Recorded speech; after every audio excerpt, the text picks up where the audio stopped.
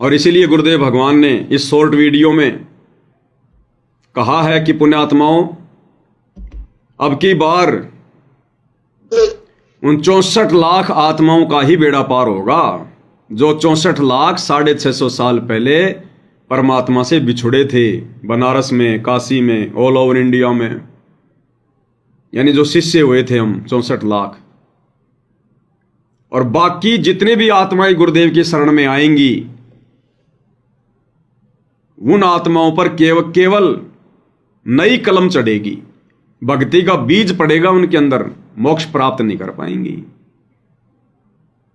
ये गुरुदेव ने स्पष्ट कर रखा है। कई कह देते हैं ना, गुरु जी कहते पूरा विश्व पार होगा, जहाज के जहाज भर के जाएंगे, पूरा विश्व पार होगा।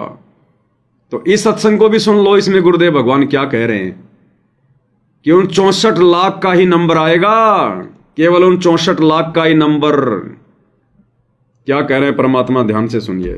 64 लाख थे और अब के वो 64 लाख तो होंगे ही होंगे। हो सकता है एक और भी नई कलम भी चढ़ा दे परमात्मा,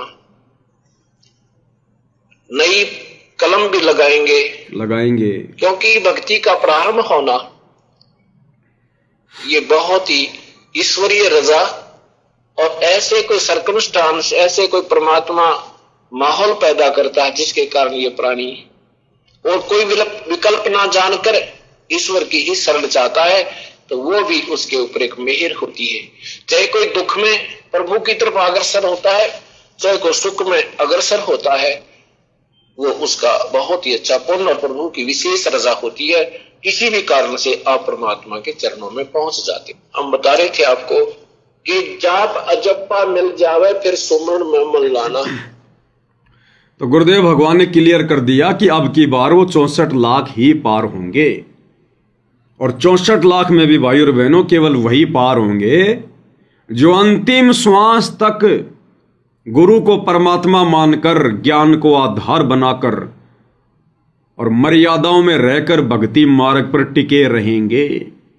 जरा सी सावधानी हटी, दुर्घटना घटी। ये क्लियर कर रखा है गुरुदेव ने। ये ना सोचना कि 64 के 64 तो पार हो ही जाएंगे। कंडीशन हर सत्संग में नहीं बताते परमात्मा। कंडीशन है आजीवन मर्यादा, और 64 लाख अभी आए नहीं पूरे। तुम सोचो भाई, गुरु जी के तो करोड़ों में संगत हो गई, करोड़ों में, और 64 लाख सारे आ गए होंगे। अभी 64 लाख नहीं आए। अभी तो केवल जितने भाई बहन साध संगति से जुड़े हुए हैं, जो सत्सेवक भाई बहन हैं, अब देख लो साध संगति में कितने भाई बहन जुड़े होंगे। केवल वही आत्माएं हैं 64 लाख में, केवल वही। बाकी इन सतलोक आश्रम में जो आप ये भीड़ देख रहे हो ना, भीड़, ये 64 लाख वाली आत्माएं नहीं है। ये 64 लाख में नहीं है। तुम सोचो भैया, गुरु जी की तो करोड़ों में संगत हो गई, 64 लाख तो आए गए होंगे। एक सत्संग में गुरुदेव ने क्लियर कर रखा है कि आप वही 64 लाख वाले हो, और अब धीरे धीरे आ रहे हैं। ताजा ही सत्संग है, ज्यादा पुराना नहीं है, ताजा ही है। और उन आश्रमों में भी यदि कोई 64 लाख में होगा तो गुरुदेव के हिसार जेल से बाहर आने से पहले पहले यदि वो साथ संगति से जुड़ गया तो भाई और बहनों उसका बेड़ा पार है, नहीं तो नहीं होगा। अगर गुरुदेव के अपने मिशन को पूरा करके हिसार जेल से बाहर आने से पहले पहले यदि इन सतलोक आश्रमों से जुड़ी हुई कोई आत्मा साध संगति से जुड़ गई और यदि मर्यादा में रह के भक्ति पे लग गई, गुरु को हृदय से परमात्मा मान लिया, तो समझ लेना वो 64 लाख में है। और फिर आजीवन मर्यादा में रहेगा साध संगति में आकर, तो परमात्मा बेड़ा पार करेगा। लेकिन अभी तो 64 लाख भी नहीं आए भाई और बहनों। 64 लाख भी विशेष संदेश में, और ये कितना नंबर है? विशेष संदेश नंबर 5। इसमें गुरुदेव भगवान ने क्लियर कर दिया, अभी 64 लाख पूरे नहीं आए, वो धीरे धीरे आ रहे हैं। तो सोचिए इन आश्रमों में जो ये करोड़ों की भीड़ है, ये क्या है? ये 64 लाख वाले नहीं है। 64 लाख वालों को तो गुरुजी ने साथ संगति से जोड़ लिया। 2014 बरवाला कांड के बाद उन आश्रमों से निकाल के अपनी विशेष आत्माओं को, प्यारी आत्माओं को, जिनको परमात्मा ने मोक्ष प्राप्त करवाना है, उन आत्माओं को गुरुजी ने साथ संगति से जोड़ लिया। और थोड़ी बहुत आत्मा यदि फंसी होंगी तो परमात्मा हिसार जेल से बाहर आने से पहले पहले निकाल लेंगे। तो क्या कह रहे हैं गुरुदेव भगवान विशेष संदेश नंबर 5 में? गुरुदेव कह रहे हैं आप वही आत्मा हो जो परमात्मा से जो बिछुड़ी थी 650 साल पहले, 64 लाख वाली, और अब धीरे धीरे आ रहे हैं। अभी टोटल आए नहीं सारे। क्या कह रहे हैं मालिक? लेकिन हम इतने ढीठ हैं, सब समर्थ को सामने देखकर भी हमने कदर नहीं की उसकी। हम अपनी अहंकार में सड़ गए। 64 लाख से श्वेत उन पिता के, वो उनमें से आप ही हो और इब आ रहे हैं, वो वही है। गुरुदेव कह रहे हैं वो जो परमात्मा से बिछुड़े थे 64 लाख वाली आत्मा, वो आप ही हो और अब धीरे धीरे आ रहे हैं। और सारे आएंगे, लेकिन आने मात्र से मोक्ष नहीं है। कंडीशन तो वही है भाई।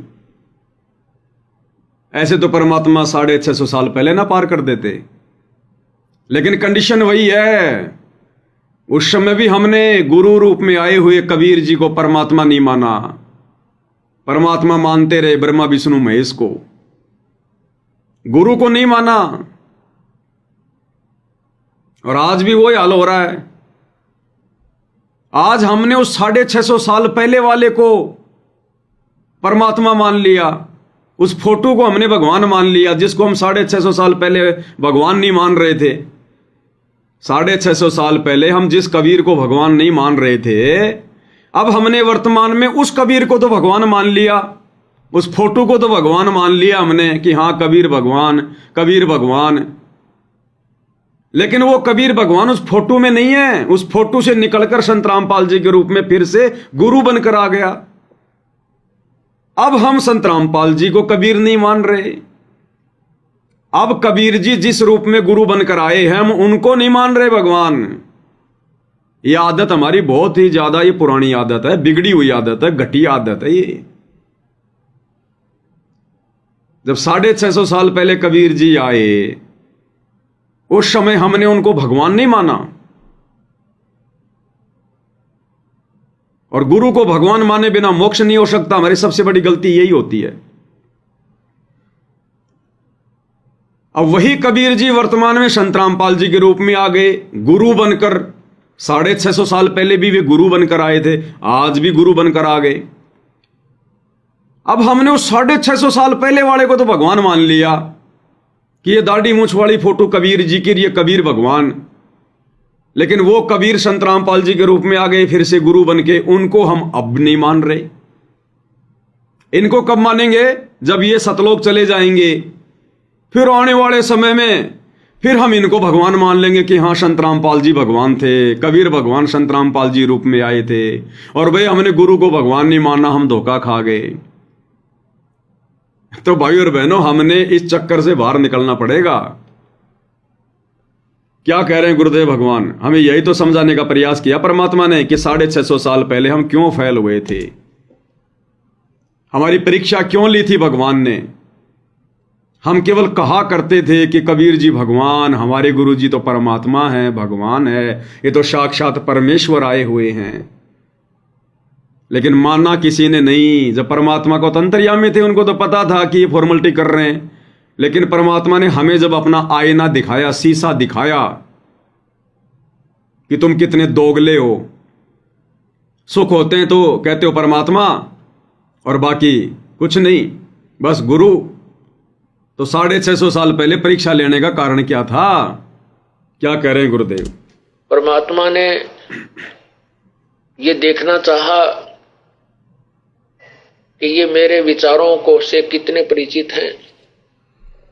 इनके अंदर कुछ दृढ़ता भी है जो ये बोलते हैं कि हम तो मोक्ष चाहते हैं, हम आपके अतिरिक्त किसी को नहीं चाहते हैं, आप हमारे परमात्मा हो, आपसे हमें वो सुख मिले हैं जो हमें कहीं पर भी प्राप्त नहीं हुए थे। ये ऊपरले मन से कह रहे हैं या इनके अंदर भी कोई स्थान है? ये परीक्षा लेने के लिए परमात्मा ने, कबीर परमेश्वर ने एक लीला की थी। ये परीक्षा लेने के लिए कबीर परमात्मा ने एक लीला की थी कि तुम लोग ऊपरले मन से मुझे परमात्मा परमात्मा कह रहे हो, भगवान भगवान कह रहे हो, या अंदर से भी मानते हो। और जब परीक्षा ली तो सबका ज्ञान बाहर आ गया, पता चल गया किसने परमात्मा माना। एक ने भी नहीं माना, एक ने भी। तो सन 1994 से वही कबीर परमात्मा संत रामपाल जी अपना ज्ञान दे रहे हैं, सो सुख दे रहे हैं। बांझ को पुत्र दिया, निर्धन को माया दी, कोडी को काया दी, मुर्दे को जिंदा किया। हमारे 100 कार्य सिद्ध किए, शराबियों की शराब छुड़वाई, मांसाहारियों का मांसाहार छुड़वाया, ऋषि बनाया, भगत बनाया। और गुण गाया करते थे हमारे गुरुजी परमात्मा, गुरुजी हमारे गुरुजी तो कबीर जी आए हैं। अब गुरुजी ने देखा एक बार चेक तो करूं, ये ऊपरले मन से ही मुझे परमात्मा परमात्मा कह रहे हैं या मानते भी हैं। 2014 बरवाला कांड का वो दिन आ गया और भली भांति हम दिखा रहे हैं गुरुजी को, अच्छे से दिखा रहे हैं 90% संगत कि गुरुजी हमने अभी भी आपको परमात्मा नहीं माना, हम अभी भी आपको केवल अपना गुरु ही मानते हैं। हम आज भी उसी गलती पर हैं जो गलती हमने 650 साल पहले की। क्योंकि 2014 बरवाला कांड के बाद भी इन शतलोक आश्रमों से जुड़ी हुई आत्माएं उस कागज के टुकड़े नकली कबीर, मुर्दा कबीर, बेजुबान कबीर को ही कबीर भगवान मानकर और जून के महीने में उसका प्रकट दिवस मना रहे हैं, उसको भोग लगा रहे हैं। अगर अपने गुरु को कबीर मान लिया होता तो बताओ फिर गुरु के अलावा हम और किसी का प्रकट दिवस क्यों मनाएंगे, हम और किसी का बोध दिवस क्यों मनाएंगे। तो आज भी 90% संगत ने यह साबित कर दिया कि गुरुजी आज भी हम उसी गलती पे हैं। परंतु ये कलयुग की पिछली पीढ़ी है भाई और बहनों,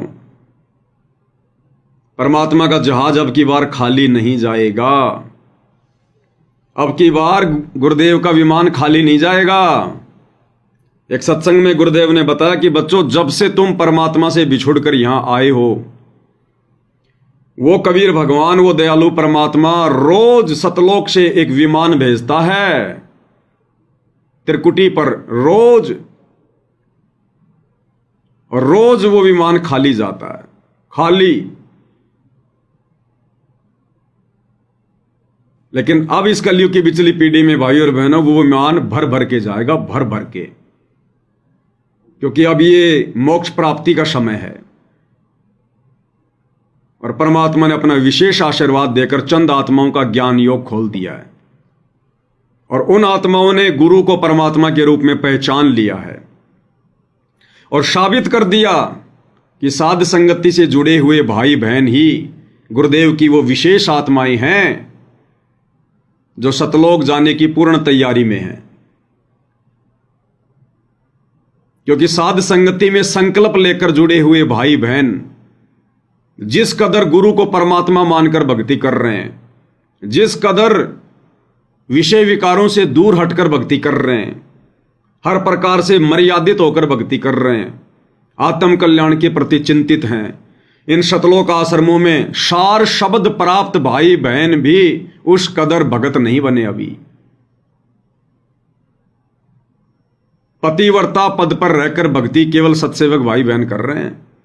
वो सार शब्द, सार नाम लेने वाले पतिव्रता पद पर नहीं है, केवल फॉर्मेलिटियां कर रहे हैं, फॉर्मेलिटियां। तो परमेश्वर इन्हीं आत्माओं पर दया करेंगे और जुड़ना पड़ेगा साथ संगति से, दूसरा कोई तरीका नहीं है। चाहे तुम कितने डेढ़ शाने बन के क्यों ना घूम लो, चाहे तुम इन आश्रमों में आने वाली भीड़ को देखकर आए दिन जो ये कुबद कर रहे हैं,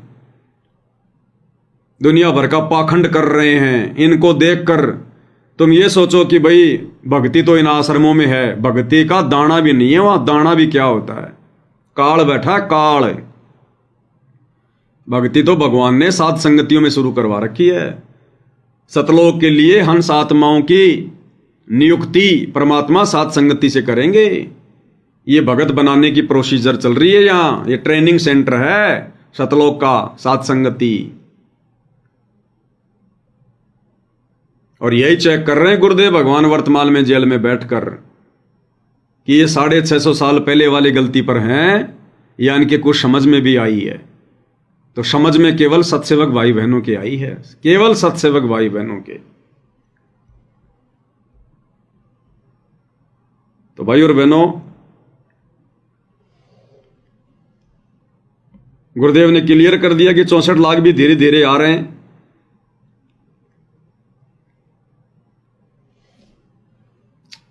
और परमात्मा प्राप्ति के लिए निरंतर अग्रसर हो रहे हैं, अग्रसर।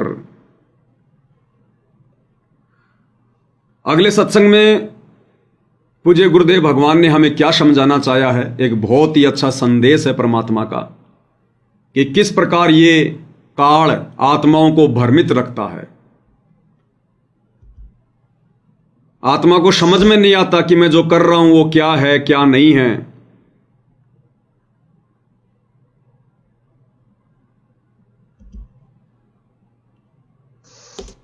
बिना इस ज्ञान को अच्छे से समझे काल इसी प्रकार से भ्रमित रखता है। अभी सत्संग में गुरुदेव भगवान ने क्या शंका का समाधान किया है कि 100 वर्ष सतगुरु की पूजा और एक दिन आन उपासी, वो अपराधी आत्मा फिर पड़े काल की फांसी।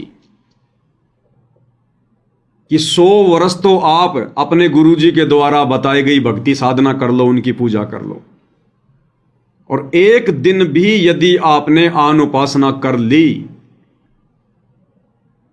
अन्य किसी देवी देवता की पूजा कर ली या उसकी पूजा में शामिल हो गए, तो आपने 100 वर्ष मर्यादा में रहकर जो सतगुरु की पूजा की है वो आपकी नष्ट हो जाएगी, आपकी बर्बाद हो जाएगी वो। और सतगुरु नाराज होगा वो अलग। और ये काल भाई और बहनों फिर धोखे में रखता है जीव को। कब तक? जब तक हम गुरुदेव के ज्ञान को अच्छे से नहीं पकड़ेंगे। गुरुदेव ने कहा, मान लो किसी ने उपदेश ले लिया, उपदेश लेकर 2, 4, 6 महीने, साल भर, 2 साल उसने भक्ति करी, दान धर्म भी किया, ज्योति भी करवाई, पाठ भी करवाया, गुरु से आशीर्वाद भी लिया, गुरु के दर्शन भी किए, सत्संग भी सुने, तो वो भक्ति धन तो उसके पास में जमा हो गया, इकट्ठा हो गया। क्योंकि भाई और बहनों, ये पूर्ण परमात्मा है और इनके तो दर्शन मात्र से हम कितने भक्ति के धनी बन रहे हैं। इस काल की पूजा से तो हम लाख जन्मों में भी उतने धनी नहीं बन सकते जितने धनी सतगुरु रामपाल जी के एक आशीर्वाद से हम बन रहे हैं। ये कोई सामान्य आशीर्वाद नहीं है गुरुदेव भगवान का, जो हम आश्रमों में जा जाकर गुरुदेव भगवान के रहते सहते नीची गर्दन करके लिया करते थे, गुरुजी सर पे हाथ रख के निकल जाते थे, वो सामान्य आशीर्वाद नहीं था। 650 साल पहले इसी कबीर भगवान सतगुरु रामपाल जी ने बनारस के तोताद्री नगर में पंडितों के भंडारे में जब एक भैंसाराम को इसी प्रकार से आशीर्वाद दिया, थपकी मारी, उस जानवर ने मनुष्य की भाषा बोलना शुरू कर दिया। और तो और उस समय वेद केवल संस्कृत भाषा में थे। उस भैंसे ने उस संस्कृत के मंत्र बोलने शुरू कर दिए। अग्ने तनुर असी विष्णवे तवा सोमस्य तनुर असी, कबीर अंगारी असी बम्भारी असी, सवर ज्योति रितधाम आसी। खाली गुरुदेव भगवान ने आशीर्वाद ही दिया था उसको कि भाई भैंसाराम, मुझे तो देख संस्कृत आती नहीं, मुझे तो वेद वगैरह आते नहीं, मैं तो अनपढ़ आदमी हूं। लीला कर रहे थे परमात्मा। और भाई तू इन पंडित जियों को संस्कृत के 5 श्लोक सुना दे, इनकी शर्त है कि जो व्यक्ति संस्कृत के 5 श्लोक सुना देगा वही उन पंडितों के साथ बैठकर भोजन करेगा। तो परमात्मा ने कहा कि बैसाराम तू सुना दे और भाई जा फिर तू इन पंडितों के साथ बैठ के भोजन कर ले। तो बैसाराम ने सुना दिए, मालिक ने आशीर्वाद दे दिया, बैसाराम ने मंत्र बोल दिए संस्कृत में फटाफट। और फिर कहा गुरुदेव ने कि कहीं पंडित जियों को थोड़ी बहुत कोई शंका ना रह जाए, ये जो तूने जो मंत्र सुनाया है ना, ये अग्नि तनोरसी विष्णवे तवा सोमस्य तनोरसी कबीर अंगारियसी बम्बहरियसी सवर ज्योति रितधामासी, इसका हिंदी अनुवाद भी करके बता दे। कई पंडित जी समझें कि बैसाराम तो पूर्णतया इस आध्यात्मिक ज्ञान से परिचित नहीं है। तो बैसाराम ने कहा कि पंडितों, इस श्लोक का अर्थ ये है कि ये जो तुम्हारे सामने खड़े हैं ना, ये कबीर जी, यही है पूर्ण ब्रह्म परमात्मा, सारी सृष्टि के मालिक, जो तीनों लोकों में प्रवेश करके सबका धारण पोषण करते हैं, सह शरीर धरती पर आते हैं, ये जीव आत्मा के पाप कर्मों का नाश करते हैं, बंधनों का नाश करते हैं, ये है वो भगवान। नालायको। तो पंडित जियों ने कान पकड़ लिए सबने, और परमात्मा ने कहा कि जा बैसाराम कर ले भंडारा। अब पंडितों ने देखा कि ये अंदर चला गया तो सारा खा जाएगा, बोले भगवान माफ करो, आप ही आ जाओ। तो भाई और बहनों, हम जो भक्ति वर्तमान में कर रहे हैं गुरुदेव भगवान से लेकर, जो उनके आशीर्वाद हम ले चुके हैं या वर्तमान में उनके आशीर्वाद हम ले रहे हैं अपने घर बैठे, क्योंकि ये तो शब्द स्वरूपी राम है। शब्द निवास आकाशवाणी यो सतगुरु का रूप है, इनका तो शब्द रूप है। ये तो खाली लीला कर रहे हैं एक मनुष्य तन में, आप और हमारी तरह दिखाई दे रहे हैं। इनका तो नूरी शरीर है, तेज पुंज का। आप और हमारी तरह इनके शरीर में टट्टी पेशाब गोबर नहीं भरा, हाड़ मांस थूक लार नहीं है। धर्मदास भी तो इसी धोखे में था कि मैं आपको कैसे भगवान मानूं। आप कह रहे हो कि मैं विदेह हूं और दिखाई दे रहे हो हमारी जैसी देह वाले। तब परमात्मा ने कहा था कि यही तो धोखा खा रही है दुनिया।